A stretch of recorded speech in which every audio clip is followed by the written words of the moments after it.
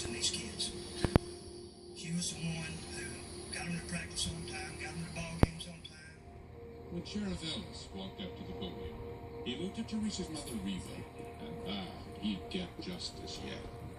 Miss Reva, I won't quit until you find out what happened to Miss Teresa. And in fact, even as he spoke, the sheriff, along with the corporal, were chasing down their first honest-to-God lead in, what, over a year? It seemed like much, really, not at first, just an overheard story from a guy in a bar, something about how he and a friend ran into someone with a gun. Not so terribly uncommon around here, mind you, except it happened around the same time and not very far away from where the murder occurred. So Ellis and Boyd tracked the kid down, and he repeated the story for them. They were on a dirt road, and they came up on a snake, a rattlesnake, and they was trying to kill it, find something to kill it with. Trouble was, they were plumb out of rattlesnake killing tools, and that's when an SUV just happened to pull up on the dirt road behind them.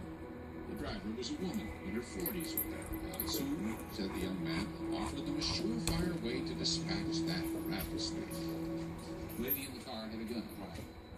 It was a handgun inside a Ziploc plastic bag. I think she handed him the plastic bag for him to take it out. And that was a little weird. Why would it be in the bag? Right. A peculiar story, for sure. Certain details were a little fuzzy. Kid couldn't remember the exact day, for example, but he did recall with absolute clarity who the driver was. Because he knew her name.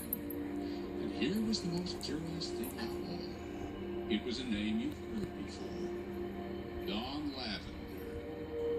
Small-town Mountville suddenly got even smaller. Don Lavender, you'll recall, was Teresa's friend. The one who said she waited in vain for Teresa to pick her up on the morning of the murder. Great buddies, according to Don. But maybe not so much, said Kelsey. If her and Mom saw each other at games or whatever, they would speak, but I mean, they weren't best friends or anything.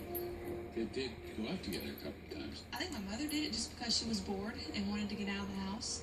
But when they did get together, at least on one occasion, said Kelsey, it was certainly memorable, not in a good way. They went out to a local casino one night, she said, and your mother came home stumped. I thought she was drunk, and I knew that that couldn't be right because she didn't drink. She didn't even know where she was at. You couldn't hardly understand a word she was saying. She came in, and my dad and I got her, and